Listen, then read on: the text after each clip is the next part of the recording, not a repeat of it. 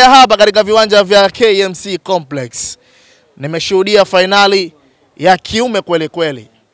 Ila waliokuwa wakicheza walikuwa ni wanawake. Dakika 90 zimetamatika kwa Simba Queens kupoteza kwa jumla ya mabao 2-1. Pasina shaka ndugu zangu, kwa upande wa Young Africans, wao wana furaha kweli kweli baada ya kumuona mtani wao amepoteza. Dada Eliza, kwema? Kwema kabisa. Zima huko? Namshukuru. Una kinyonge? Kawaida. Unatakiwa unizoee katika hali zote. Unatakiwa unizoee katika hali zote. Unatakiwa nikuzoee katika hali zote. Ila uko poa? Yeah, mimi niko poa. Simba Sports Club kutokukosa kombe Lilikuwa ni swala la muda. Yeah. Ila mlikuwa mnalijua. Yeah. Bwana, nianzie hapa mchezo wa mapema. Nimeshuhudia Young Africans ikicheza dhidi ya Mashujaa. Binafsi, umeiona timu yako msimu huu ni timu ya namna gani haswa kwa hii intro kwenye hizi michezo miwili ambayo imecheza kwenye ufunguzi? Kwanza nipende kuwapongeza Young Africans na benchi la ufundi kwa kile ambacho wameweza kukionyesha tangia mechi ya kwanza mpaka mechi leo ya mshindi wa 3 wameweza kumaliza wakiwa wameshika nafasi ya 3. Na vile vile niweze kusifu uongozi pia kwa kufanya maboresho kwenye baadhi ya maeneo na kuhakikisha kile ambacho Young Africans wamekuwa wanakikosa kwa muda mrefu basi waende kuanza kufanya vizuri. Inaweza isiwe msimu huu, lakini kama watakuwa na muunganiko wa muda mrefu na wachezaji wakaendelea kuwepo, naamini ndani ya hii misimu Young Africans wanaweza kutoa ubingwa. Ni muda mrefu sana Yanga Princess haijawahi kuchukua ubingwa. Pengine kwa dalili hizi huenda taa kijani imeonesha, na ina dalili hiyo ya kwenda kufanya hivyo kwa msimu huu, nikiwa na maana ya 25-26 pindi ambako pazia tayari limeshafunguliwa hii leo. Kila kitu kinawezekana. Hata PSG alikuwa anashiriki sana michuano ya UEFA, lakini akawa ana struggle sana kufanya vizuri. Na kuna siku nimewahi kukaa, of course mimi huwa ni mchambuzi wa mpira, nimewahi kukaa kwenye meza nikawaeleza watu iko siku watu watakuja kuisaluti PSG. Sasa hivi ndo msimu uliotamatika. Kile nilichokisema hata miaka 3 hakijatimia. So kila kitu huwa kinatazamiwa ndani ya muda gani. Hiki ninachokifanya kwa sasa hivi mbeleni kitanilipa kiasi gani. Kwa Young Africans kitu ambacho wamekifanya kuboresha baadhi ya maeneo the best.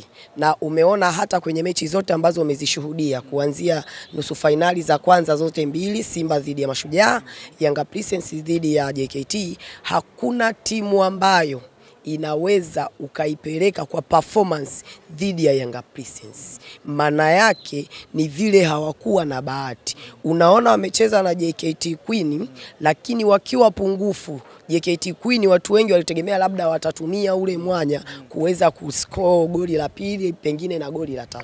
Kozi kadi nyekundu ilitoka dakika ya mapema sana, lakini ni kitu ambacho unagundua kumbe Yanga Princess sasa hivi wamebadilika kwa kiasi kikubwa sana. Sio ile Yanga Princess ambayo ulikuwa ukipatia kadi nyekundu wote wanarudi kupaki basi.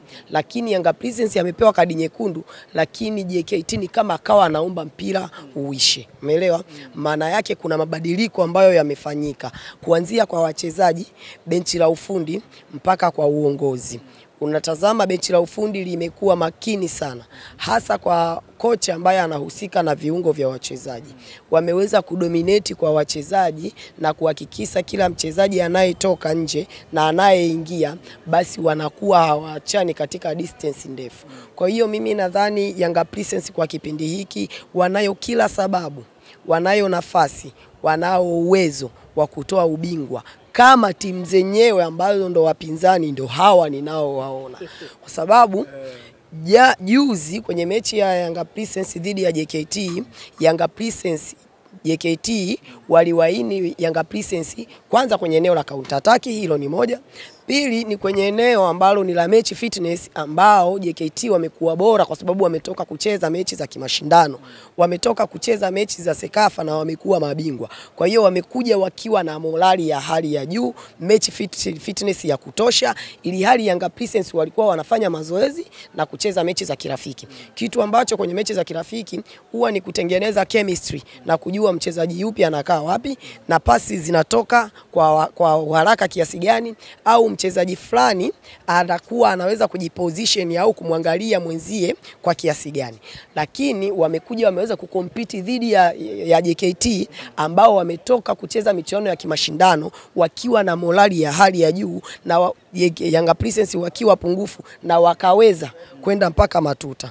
Kitu ambacho kimeshindikana kuonekana kwa Simba, wameshindwa kupata matokeo dhidi ya JKT Queen kwa sababu na JKT Queen ameweza kucheza na timu zote mbili akijua kabisa mimi nimetoka kucheza mechi za kimashindano, moja nimechoka, lakini pamoja na kwamba nimechoka inanipa faida mimi kwa sababu bado match fitness ninao uwezo wa kutumia counter attack, alafu nikaweza kudominate kwenye eneo la kuzuia na kwenye eneo la kushambulia, nikapata matokeo yatakayoweza kunifanya mimi niwe favorite mbele ya mwenzangu. Kwa hiyo yote kwa yote tunampongeza JKT Queen kwa kile ambacho amekifanya. Ameendelea kuonesha kwamba pamoja na kwamba mimi nilikuwa nashiriki michuano ya kimataifa, nimerudi bado sijachoka, nina hamu na mataji yote yanayoanza ndani na hata nje. Sasa hivi wanaenda kuweka kambi kwa sababu wanaenda kushiriki michuano ya klabu bingwa wanawake.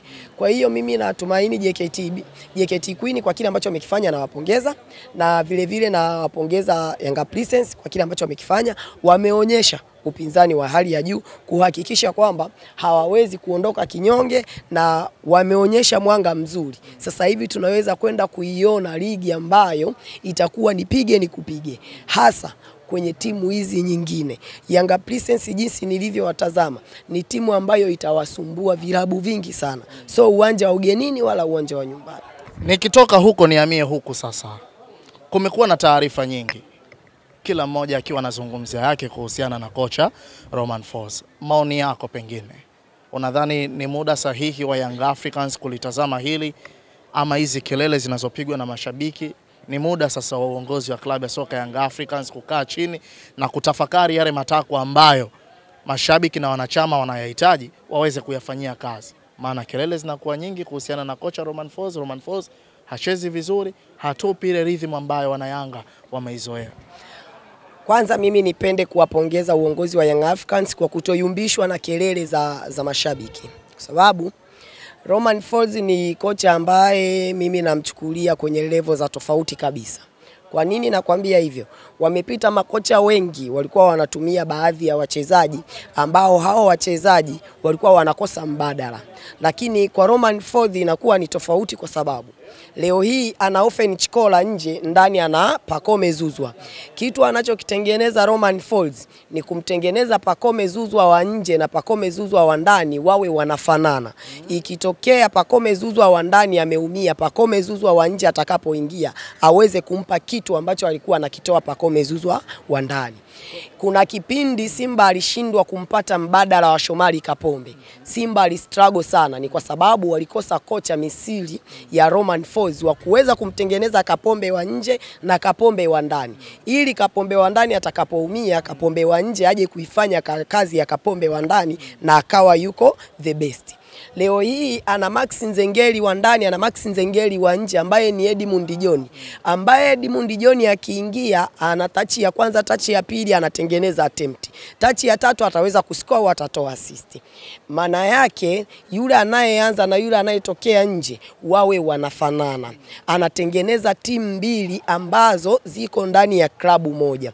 Kwanza anaitengeneza Young Africans, mbili anaitengeneza timu ya taifa ya 2027 itakayoweza kuhost michuano ya AFCON. Kwa nini nakwambia hivyo? Beki unaye Bakari Nondo Mwamnyeto amecheza mechi ngapi mbele ya Romain Folz mpaka leo hii ameitwa timu ya taifa ili hali alikuwa amesahaulika? Azizi Andabwile, wewe mwenyewe ulikuwa hujawahi kumshuhudia akicheza kwenye eneo lake halisia ambalo ni namba 6. Ni pengine naweza nikasema ni mimi peke yangu ambaye nilikuwa na ukubali uwezo wa Azizi Andabwile kwa sababu nimemfuatilia bado akiwa anacheza Malawi. Kwa hiyo so Singida, Malawi ilifikia hatua wakataka kumpa Azizi Andabwile uraia. Ni kwa nini? Kwa sababu ya kazi aliyokuwa anaifanya, wakatamani au analitumikia timu taifa la Malawi. Mara nyingi amecheza Young Africans alikuwa anacheza kwenye eneo la beki, so eneo lake. Lakini leo hii amecheza kwenye eneo lake halisia, ameitwa timu ya taifa.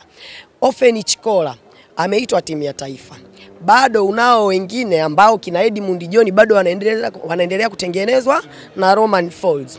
Imagine huyu kocha ukiwa naye ndani ya msimu mzima mpaka msimu wa pili, timu ya Young Africans itakuwa na wachezaji wenye uhatari kiasi gani, na watakaokuwa wanaanza na watakaokuwa wanatokea bench ili mpaka waitwe timu ya taifa.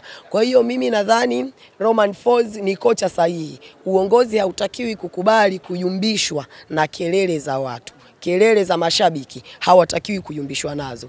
Leo unataka umuondoe Romain Folz tarehe 18, kuna mechi ya kimataifa. Mwalimu anapokuja, kocha professional anaanza kumsoma mchezaji mmoja mmoja kuanzia saikolojia mpaka performance ya uwanjani. So Romain Folz ameanza kuwasoma wachezaji wa Young Africans mmoja baada ya mwingine kuanzia saikolojia mpaka performance ya uwanjani. Asa anaenda kuitafuta chemistry ambayo atakuwa anaingia nayo kwenye mechi kama first 11, na watakao kuwa wanaanzia benchi wawe na uhakika kwamba mimi nikipata chansi sitakiwi kukosea au kufanya makosa. Leo hii Baka amefungiwa mechi 5, si ndio? Tunaenda kumkosa kwenye mechi 5. Imagine Romain Folz kama alikuwa hamtumii Mwamnyeto kwenye baadhi ya mechi, Frank Asiki kwenye baadhi ya mechi, alafu Baka amepewa kadi nyekundu. Ni nani ambaye ungemtumia pale? Ingetukosti kama msimu jana ilivyotokea Young Africans dhidi ya Tabora. Baka alipewa kadi nyekundu dhidi ya Azam. Jobu alikuwa na kadi 2 za njano, kwa maana zimekamilika kadi 3 haruhusiwi kucheza. Pale kati tukawa na beki asilia Mwamnyeto. Ilimbidi Azizi Andabwile aingie acheze kwenye eneo la beki. Hata dakika 5 hakumaliza akaumia. Akarudishwa Halidi Aucho kwenye eneo la beki ambapo Mwamnyeto na Aucho wote wazito. Kulikava lile eneo hawawezi. Kilichotokea tukapigwa goli 3 na Tabora United. Kwa hiyo mimi nadhani Romain Folz anahitaji ushirikiano wetu sisi. Hatutakiwi kuangalia kwanza mpira mzuri. Unatakiwa uangalie na utazame kwamba benchi la Young Africans la sasa hivi limekaa na timu kwa muda gani. Kocha wa Young Africans amekaa na timu kwa muda gani. Jose Mourinho huwa hahangaiki na mpira mzuri. Anachoangalia ni chance moja goli, anarudi kulikava eneo lake. Anachokihitaji ni matokeo. Young Africans automatically mfumo wake wa uchezaji tangia inaanzishwa 35 mpaka leo tumekuja kubadilika. Hata hapa miaka 5 hii amekuja kuibadilisha Nabi. Young Africans ilikuwa inatumia mawinga, Young Africans ilikuwa inatumia long balls. Ndio maana wachezaji wengi wa Young Africans ambao walikuwa wanasifika wamefanya vizuri ni wachezaji ambao walikuwa ni mawing back. Lakini leo hii amekuja Nabi akaingiza mfumo wa kupiga pasi, naye alikuwa na defense sana. Amekuja Gamondi opti kutumia mpira wa pasi na viungo. Mpira unachezwa kati, viungo wanajaa katikati wengi. Leo hii amekuja Romain Folz anataka kuirudisha rhythm ya Young Africans ambayo automatically ndo mpira halisi wa Young Africans. Ukitaka kuangalia duniani kote, timu zote zinazotumia long balls ndo timu ambazo zina mafanikio mengi duniani. Na kutolea mfano, Real Madrid ana makombe 15 kama sio 16 ya UEFA. Haangalii mpira mzuri. Bayern Munich anatumia mpira wa long balls, haangalii mpira mzuri. Tunaposema mipira mirefu haimaanishi kwamba mipira mirefu haina pasi, ila hizo pasi zinaelekea wapi? Zinapigwa pasi 1-2 wanaenda mbele. Manchester United ni long balls, ndo timu ambayo ina makombe mengi pale England. Ukienda Italia utamkuta AC Milan ana makombe 7 ya UEFA, anatumia long balls. Unaelewa? Barcelona na mpira wake mzuri ambao ndo vilabu vingi sasa hivi vinaiga mfumo wa Barcelona. Tulikuwa nayo hapa Mamelodi. Mwenyewe anashindwa. Akitumia mpira wake mzuri tulithubutu kumuita the Brazilian.